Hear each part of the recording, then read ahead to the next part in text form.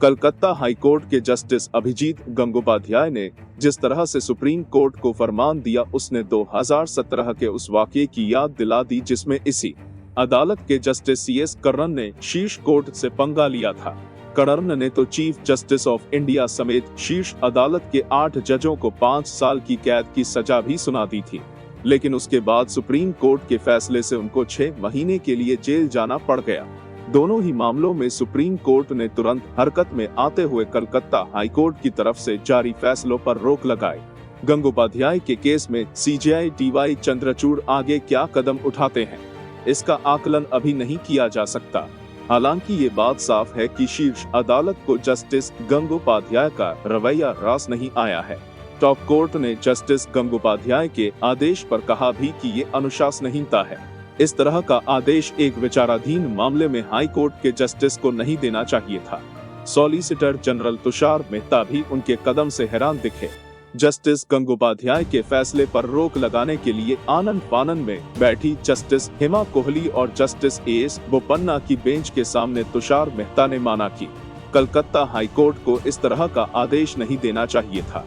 Supreme court की double bench ने justice Gangopadhyay के उस आदेश पर स्टे लगा दिया जिसमें उन्होंने टॉप कोर्ट के सेक्रेटरी जनरल से अपने टीवी इंटरव्यू से जुड़ा रिकॉर्ड तलब किया था।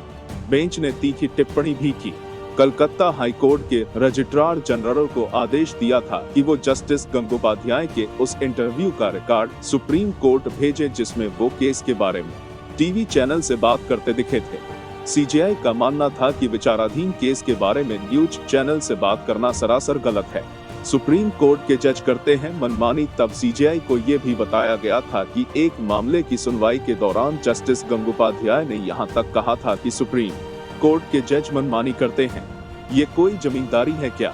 सीनियर एडवोकेट अभिषेक मनु सिंघवी ने CJI से कहा था कि किसी और ने ऐसा कहा होता तो अवमानना में फंस जाता। सिंघवी का कहना था कि अभिजीत गंगोपाध्याय की सुप्रीम कोर्ट के जजों पर की गई टिप्पणी हाई कोर्ट के रिकॉर्ड में अभी तक मौजूद है। जस्टिस कर्णन का सुप्रीम कोर्ट से पंगा भी अभिजीत गंगोपाध्याय की तरह से शुरू हुआ था। उन्होंने 2017 में सुप्रीम कोर्ट के 20 जजों पर करप्शन का आरोप लगा PM नरेंद्र मोदी को चिट्ठी लिख दी थी। फिर अदालत आगे बढ़ती गई तो कलकत्ता हाई कोर्ट के तत्कालीन जस्टिस कर्णन ने सुप्रीम कोर्ट के तत्कालीन chief justice of India justice JS Khehar, justice Deepak Mishra, justice J Chelameswar, justice Ranjan Gogoi, justice Madan B Lokur, justice Pinaki Chandra Ghose, justice Kurian Joseph, justice R Bhanumathi को 5 साल की सजा सुनाई गई थी।